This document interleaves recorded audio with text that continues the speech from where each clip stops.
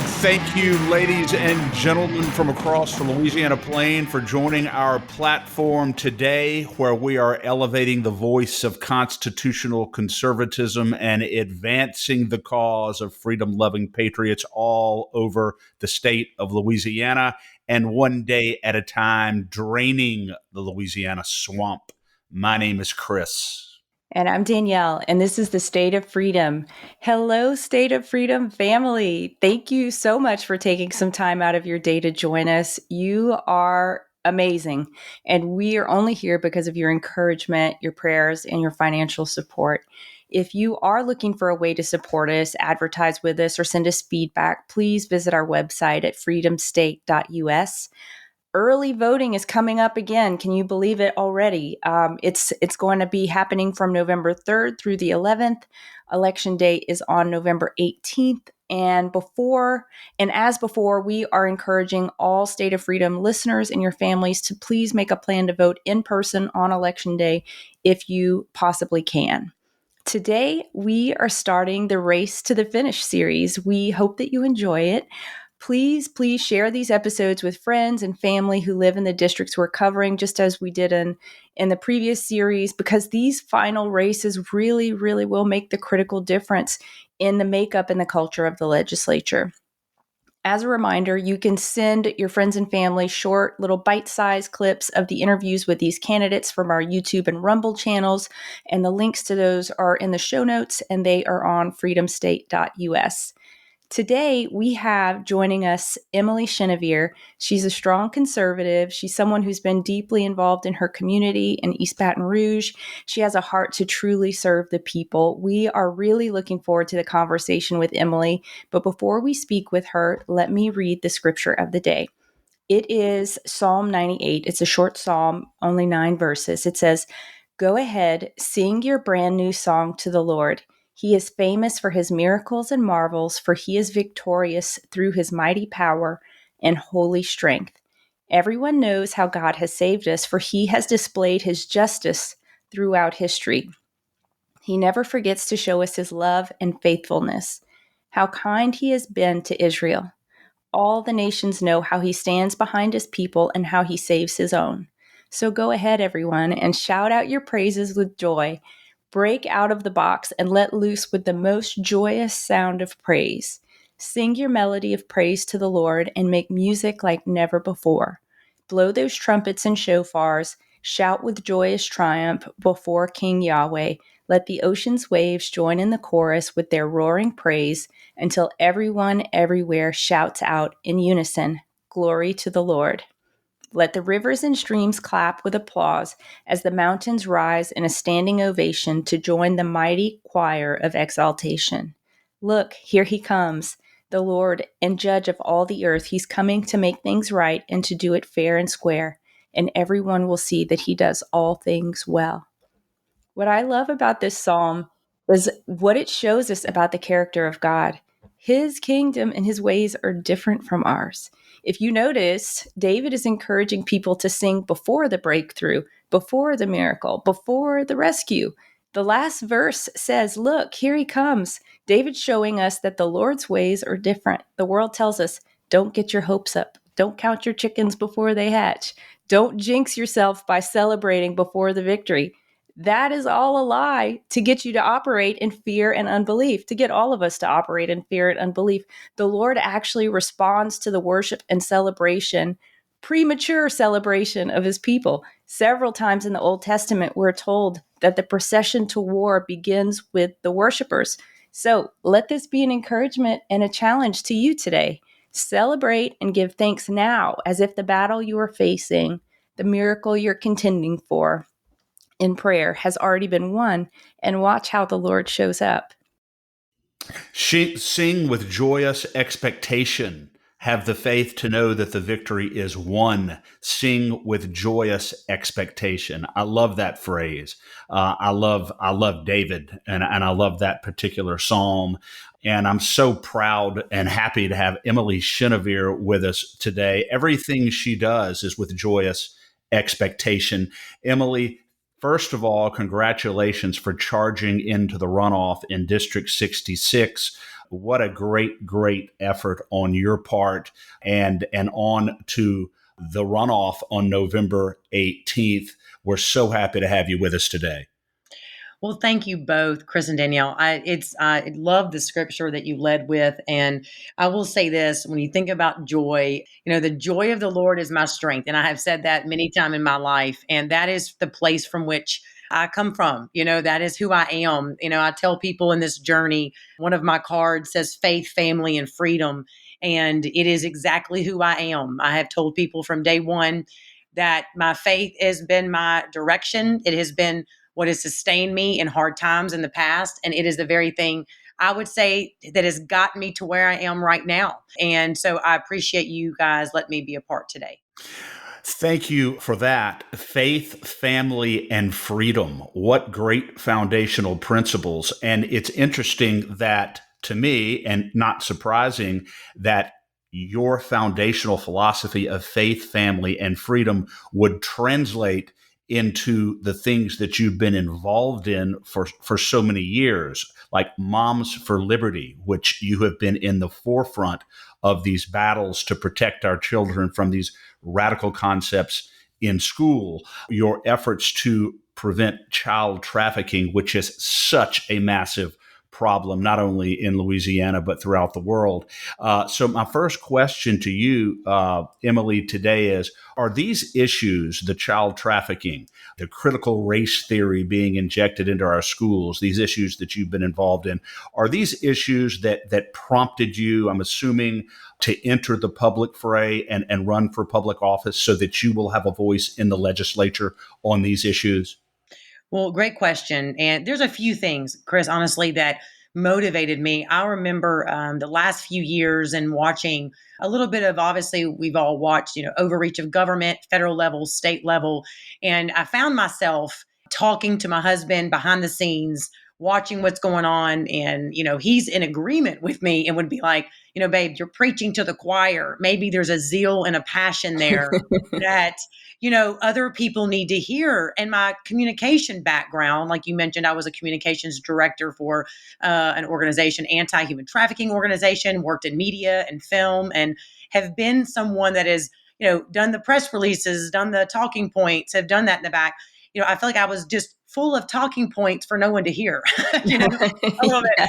And, but those things that you mentioned, they are a lot of my motivation. I was motivated during COVID and seeing the frustrations of parents at my children's school when, people are trying to fight the fight, whether it's at the Capitol or wherever. And I'm, also doing that some, but really at home trying to get my kids educated because we were shut out a lot of that. And there's a lot of parents that, and I'll be honest, a lot of parents, like, not just always that had the same views as myself, but all across the board that were just like, what is happening when, these big, huge stores we can go shopping there, but friends of mine that had small restaurants and small businesses, they're struggling, they can't open. And so there was a level, I remember it kind of made my hair on my neck stand up a little bit. You're like, what is happening when government has that amount of power to say who is essential and who is not?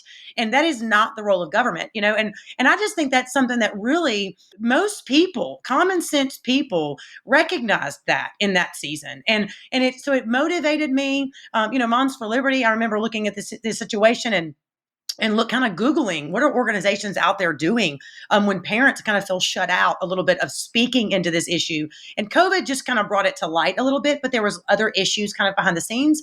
And I found this group, and they're a kind of national organization. They've taken a lot of heat from the far kind of left, obviously. But they're just really, it's just, we want to make sure that parents are the voice in their children's lives, and that my mother was a teacher. I'm a big believer in supporting amazing teachers, and we have some great administrators. It's not attacking that. It's just making sure that parents are on the forefront, and that we are making sure that our system is not just is teaching our children like how to think, not what to think about, right? How are they thinking? And like putting the basics in front of them so they can be strong and be advanced and their skills. So it was really a lot of things. I'll be honest. Yeah, and I can tell you, Emily, that having been at the legislature and actually seeing you there on a number of occasions, testifying so forcefully on these issues, such as these concepts being introduced to kids in our schools, which are really so nefarious and so divisive.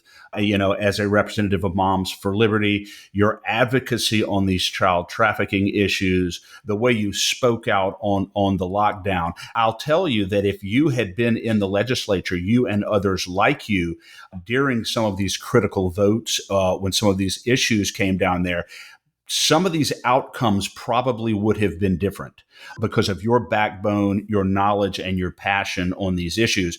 And that's why I think it is so important to have you in the legislature so that you will be a voice on the floor, in the well, in the committee meetings for us, really a voice for us, because you're so right. It appears as though parents and citizens are increasingly being shut out from the processes of our own government. And so it's very refreshing to hear you talk about the importance of breaking through that and making sure that the citizens do have a clear and loud voice on these issues in the legislature. Absolutely. I mean, I think it comes down to role of government. Chris and Danielle, that's the big question for me is like, who are we electing and what do they feel the role of government is? Do they think that government should continue to grow and control people's lives, or are they a believer that it should be limited? And I am a limited government girl, low taxes. Let the entrepreneur, the private sector do what they do well and grow and give them opportunity and have business and grow. But, there's things that government should not be involved in. And I think we have just been, I think people on all sides of the aisle, to be honest, I mean, obviously it's a problem. And I think people just realize that it's just an overreach that's starting to creep in. And I always say it comes in ways where we think, oh, it's not that bad, or it's not that big of a deal. It's not that. Well, the people that really need to be alert to this are your elected officials. They're the ones that need to say, the person at home may not realize, there's some small things here, some small things there. Oh, this little bitty piece of legislation, I'm sure they're going to figure it out. But if we're not electing people that understand the role of government and understand what the Constitution was for, the Constitution is to remind people and to remind the government, of where their rule stops. The Constitution is to protect the people, and it was for the people. And I think over years, people don't know the Constitution. And I'm just encouraging people that are listening, the number one thing we can do to protect our rights and freedoms and to protect your business rights and all these things is to understand what is the role of good government. What is the Constitution for? And going back to the basics and making sure our children, I mean, look, this has started a conversation of civics in my own home. I have our little ones are in second and fourth grade. And so we talk about these things, obviously in a way they can handle it, not bombarding them, but like, hey, this is why this nation is so great. It is, yes, it has flaws. Yes, we've had some issues like but there's no better nation because of this document that was drafted, right? So that we would understand what makes good government. And I think it's really, what's interesting to me, Chris, is it really shouldn't be controversial. That to me, that's the Thank you. It's so very true. It really shouldn't be controversial. One of the simplest documents ever written, if you really sit down and read it, is the United States Constitution. And I think it was written that way intentionally so that people can understand it. And it's just amazing the extent to which our leaders deviate from the Constitution in terms of legislation that they pass, policy initiatives that they propose, and things that they oppose as well. And I can't agree with you more. And I think part of it, Emily, is to exactly your point. Even our legislators, in many cases, are not educated on the Constitution. And that puts us at a huge disadvantage because they are running the ship without even knowing what the control mechanisms are. And so let me just shift gears here for a second and talk about your race. So you had a pretty crowded field in the primary, running as one of 5 candidates in the race for House District 66. We were so impressed, as we mentioned off air, I think, but we were so impressed to see how you campaigned. You ran such a positive and very honestly classy campaign. How would you describe your approach, and what will you be focusing on in the runoff leg of this race? Well, it was a big, obviously a lot of people in the race, as you mentioned, some of which I've known, and some good people. I'll be honest, one of the best things about it was on the journey, just getting to know people that I was running against along the way. My motto was just, I knew how hard I'd have to work. And I think that's something that, my husband reminded me, he was like a kind of like that football coach on a Monday morning. Hey, what are we doing this week that's better? You're like, where are we going? It was a lot of the ground game. It was a lot of working directly with some good volunteers, but really I knew I needed to be in front of voters. And I knew that I felt like it would translate if I could go meet them face to face myself, if I could go knock on doors and I could be in the community and just, meet people and do that, and we've got we still have a runoff and we're still going to keep working. I think, just run like you're 40 points behind. You'd have people encourage you and say, hey, I think you're going to do well. And I think but there's some people that in the race that are strong conservatives, good people. And I felt like I just knew that I had to keep my, kind of like in a horse race, don't look to the left or right. Keep your eyes on the track and just head down and run hard. And I think there was a lot of hot days, in the summer here. We started early on the ground and rallying people and just getting in front of voters, whether it's through the funds or whether it's through just me working face to face with people and getting in front of them. And I think that's what I think it translated. I think this is one of these races that it's small enough to be able to do that with people in front of them. You can't meet everybody, but I do think it makes a difference in having conversations and hearing what matters to them. And I feel like that's one thing that I was able to do. Yeah, I had people help me, but I think I was able to do that myself a lot. And I think it made a difference. Yeah. One of the things that I have to agree with Danielle on 100%, and really it sort of distinguishes you from many other candidates in many other races, is that you managed to do it in a way that was really relentlessly positive. I don't know of any negative words that came out of your mouth about anybody. It was all about your platform, your position, your background, your qualifications, what you have already done. And the thing that I find so impressive about you, Emily, is that some candidates they announce they're going to run for office, and then they begin to talk about all these things that are so important that need to be addressed. That doesn't describe Emily Chenevert. You've been working on these issues that are so important and so fundamental for years, well before you ever announced a run for public office. To me, that is a great enhancement of your credibility to be able to say that, look, whether I'm in public office or not, I am a fighter and I believe in freedom. I believe in the future of our children, and I'm going to fight hard. And you've done that on a number of important issues. And that is something that we find quite impressive about you personally. Well, I appreciate that. I just, it's my aunt in the process. She sent me a text message one time of a sermon that some notes she took years ago, and it really encouraged my soul. She said, "Passion basically causes you to make a choice and to go a direction." And she encouraged me and she said, "We see your passion and your zeal for your city and your state, the conversations we've had in family rooms or dinners, and she said, it makes you make a decision." And I think we're at some serious decision. We are at a place of great decisions in the country. And, and it's not decisions that have to divide us. I think it's some decisions that can bring us together. And I think that passion, Chris, you talk about some of these issues that it was interesting because along the way, I say I was an outsider. I never saw myself running years ago. It wasn't like when I was in college, I was running. I've worked in ministry, I've worked in media and film and communications. I never said I'm going to be a politician or I'm going to go run for office one day. It was this drive within me that I saw some things and I said, man, we need some better government. Like we need some change. And people around me were like, we agree with you, but we would never do that. Like maybe there's something here for Yep. you, right? Like, hey, we want to support, but best girlfriends have known me for 20 years and their family. Hey, we see your zeal for this. And I'm all the one talking about policy and I'm watching federal committee hearings for years from the federal level. I'm watching state. And they're like, no one does this, Emily. We don't sit around and talk about this. And I think that's where sometimes that passion drives you to the point of going, okay, what am I going to do with it? Am I going to ignore it and it keeps me up at night? Or am I going to just give it a shot? And I think that's where my husband, I got to really encourage, Chris, you've met him. My husband was one of my biggest fans, and we are a family unit, and we do everything together. And he is my biggest supporter, and has really pushed me and said, "I've watched you. I see the conversations." He said, "I'll follow you as far as we need to go because I think that there's something here," and that's really what gave me that nudge too.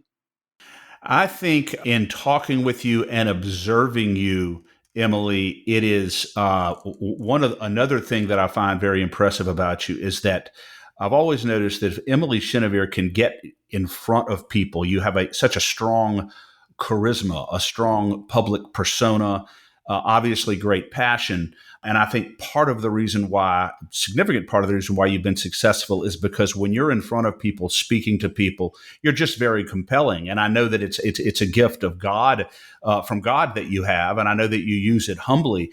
But your ability to articulate your message to people in a way that is compelling is quite remarkable. And let me ask you this, though, because this is something that many of our listeners have focused on. And honestly, citizens in Louisiana have become very disillusioned by over the years. There have been so many, and we know of many of them, politicians who run for office and they run on the right platform. They say all the right things and they get elected and they get into office and then they become different people, either because of the influences of big special interests or a desire for self-enrichment. Politics can be very, very corrupting. What do you say to potential voters, Emily, who may have the question, is Emily Chenevert going to be one of these people who gets into office, into the legislature, and then at some point forgets who elected her and then loses her fidelity to the interests of her constituents? What do you say to that? It's such a good question, Chris, and it's something that you talk to people and you see, and it is so much of what happens. And I say, I was frustrated at those very things as someone who is, a mom, a wife, a citizen, someone who's in District 66. And that's the very thing that I see, right? That I was frustrated about, I think sometimes. And so, my commitment to this is the people. Many people listening, and look, they don't know me, they've never talked to me, they don't know my journey, my faith journey, my walk with the Lord. I'm very bold about that. I care greatly about that as far as that guide in me. My commitment is to integrity. My commitment is to be who I believe, number one, who God has called me to be. I can't turn away from that. And I say that you need to have good accountability. My husband and I had this conversation, and Shane is, he's so wonderful in the sense to where he does not get influenced by the things of the world. It is the greatest quality of my husband. I'll be honest. God has done so much in his life, and I say that in this context of your question because we both have had to have these hard conversations of like, I don't want to change. I'm not changing, babe. I'm running, and I pray that people would understand my intentions and my heart. And he says, you know what, babe? He goes, we're signing up for a 4-year contract. He goes, you're going to serve the people for 4 years, and we're going to ask God and his help, and we're going to stay the same. And if people don't like that, who you are as you lead well and stay the same, because he's my accountability. He's like, Yep. I'm going to make sure you're the same. He says, you don't get elected again, he said, and it's interesting that he's having that conversation with me because he wants me to, at the end of the day, Chris, when all this is, let's just say you're in office and then years pass and you're not anymore. I want to be able to stand firm and say, I was still the same person and I still had the same motivations, on the outside after coming out of this. And I've dealt with some hard things in film. Look, a lot of people in the film industry, I love working with people from different backgrounds, and I've had to do it in budgeting and movies and all those things. And a lot of people, they don't understand me because of maybe my strong convictions and my faith and some of our conversations, but they respected me. And I think that's one thing. I think it comes back to conviction. And if you just stay who you are, even if people disagree with you, I think your yes is your yes and your no is your no. I think people respect you for that, even if they don't Absolutely. agree with you, And Absolutely. I've said that in meetings, at board meetings, or in this process with people as you're filling out questionnaires and you're meeting with groups. And I'm like, look, I'll be honest, this is who I am. And this is kind of the way that I am. And I'm going to listen to people, but like my yes is my yes, my no is my no. And I mean that in a good way, because I want to come out on the other side and I want to be in the Capitol and I want to be different. I'm going to tell you, my husband is going to, he is going to really be that guy right there alongside with me to remind me who I am, and I am grateful for that. I didn't marry a yes man, if that makes sense. I married a confident, strong man, and I think I talk a lot about him, Chris, because I want people listening to know we are married. I am a big believer of the family unit. I believe that two are better when we are together. And I believe that it is that I am as someone who's elected, I will represent this district. But it is critical that there is someone, the closest person in my ear as my spouse, that is someone who believes in the same thing that I do, because he's listening to what I'm dealing with. He's with me in this, and he's a sounding board that's not a yes man. So that's a good Yes. thing, Yeah. And So Emily, very good. as you're talking, I can just see how your message captures people's hearts. And I've just this whole election cycle, I've been able to see how different people have captured the hearts and minds of constituents. And people really put a lot of faith and trust and hope in people who are running, in candidates that are talking about values in a way that matter, are talking about things that resonate with people. And I'm just thinking, like, we understand some of the things now that are important to you. We understand where you're coming from a little bit more. And I just think that's so beautiful what you said about your husband and your family. When you're on the campaign trail and you are engaging with people, what are some of the things that you're hearing from them that are kind of being this iron sharpens iron, even a further catalyst into the passion that you already have? Yeah, that's good. I'm hearing a lot. Obviously, the people are concerned about my area is schools, school choice. Money follows the child, not the system, which obviously I'm in agreement with. There's a lot of that. I have a lot of people in my district that also deal with private schools and Catholic schools, and the family. Family matters greatly to them. And I've had some conversations at doors with people that they didn't always agree with that. But we were. I am not afraid of the confrontation, not for the sake of confrontation. And I like to make that very clear. I think there's a way we can communicate that is still very firm, that holds great conviction, but still has a level of respect where someone's like, you know what, we don't agree, but I don't hate them. You know what I'm saying? And I think that's where I've got to, and it's a hard place to be when there's such a divisive place within politics. But I pray a lot about this, and it's something I was asked the Lord for great grace in that, because I think that's what people want. Like they're sometimes they're politically frustrated. I've heard at the door, "Oh, I'm just throwing it all in the towel. Everybody hates each other," and I feel like when the people are on the door, they want someone that's going to be strong. They want conservatives, right? They want strong people with conviction, but I think they want someone too that can walk away and say, "Man, I may disagree, but I don't hate." And I think there's a difference there. There's disagreement without dishonoring. And I think I've had to try to figure this out by the grace of God over my life of being a believer in a very hard world. I say it's a believer in a tough world, in a dirty world. And how do we do that? Right. And I'm going to make mistakes and I'm not going to get it right. But I'm thankful for the grace of God in my life because of that, because he's been faithful in the past. And I know he'll be faithful in the future. And so people care greatly about the schools. They care greatly about crime. They're concerned about their families leaving the state. They're concerned about my young people don't have jobs here. They want to go to a better city. So there's so much work to do. And I've humbled myself and told them, I've said, look, I don't have all the answers, but I know that there's some good people elected and there's some good people that have been in office that I can't wait to sit with and say, hey, what have you been working on? What are you trying to finish to get across the line? What are some things that we can do, session by session, that's going to really start to bring some good change to the state? And I'm ready for it. It's going to be so much hard work, but I'm ready for it because I think of my own kids and why I'm doing it for them. And that's why I'm doing it. That's why I'm doing it. One of the things, Emily, it seems like so many of the issues that you've touched on here, they all go back to sort of your foundational principle. What is the proper role of government? So many things that government is involved in, tries to inject itself in, rarely works out well, and usually is either colossally wasteful or colossally inefficient. And so I want to ask you specifically about the school choice issue, which I know from talking to other candidates is a big issue in your district. How important is this school choice issue to you personally? It's very important. And I'm going to say, because my children attend a charter school in our district, in our area, it was an option because, we're looking at the cost of private school. We're looking at where we are. We're in EBR. And I'm a public school graduate. I graduated from Leesville High School. It's Central Louisiana. Vernon Parish is that area. Obviously, been here since I was 18 when I went to LSU.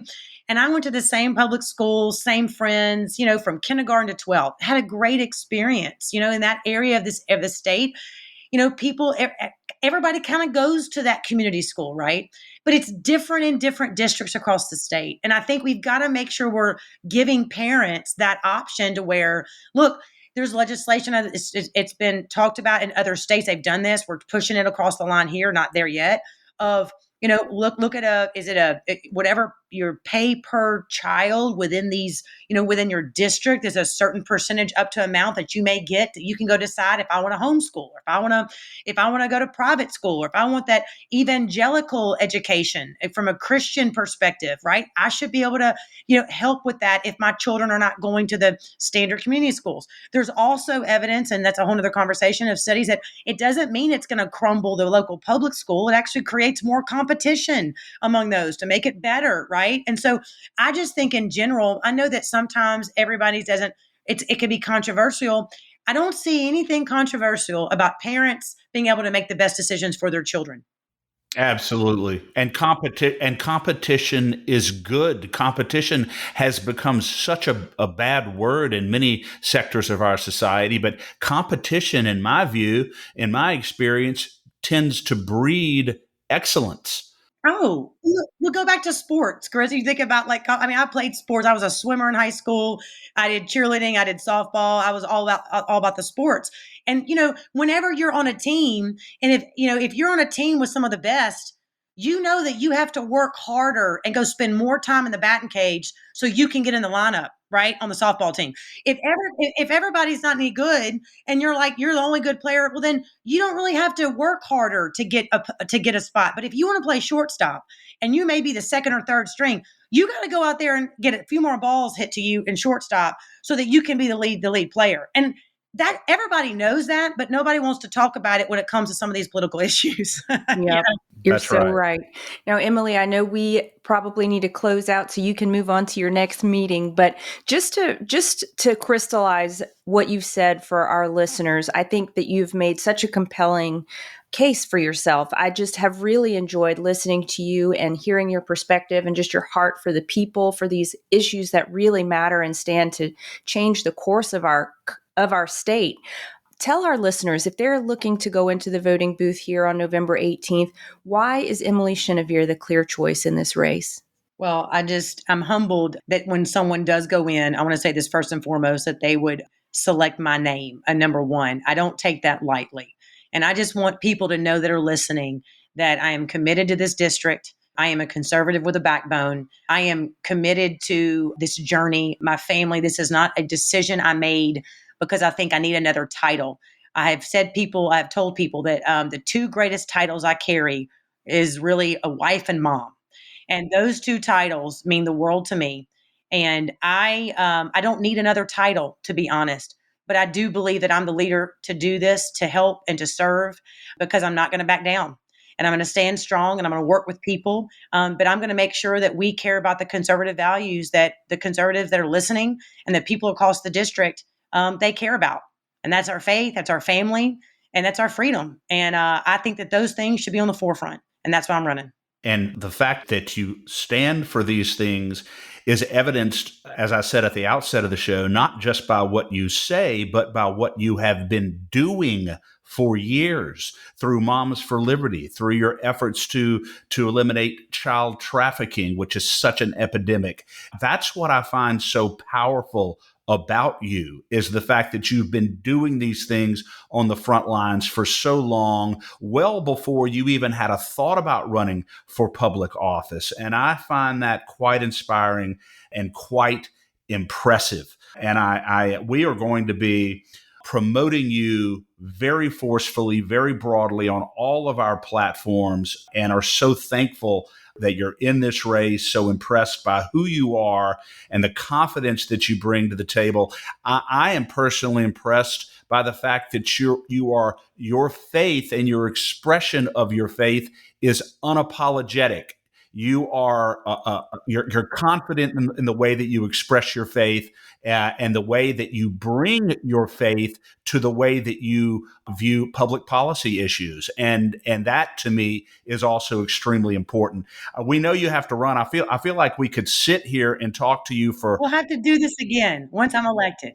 We will. We will do it again, and we're going to work hard. But I want to ask you before you go. The last thing before you go, how can people get in touch with you, learn more about you, donate to your campaign, and promote you? Yeah, that's great. Real quick, if people want to find out more about platform and just some of the policy points and issues we talked about, they can go to voteemilychenevert.com.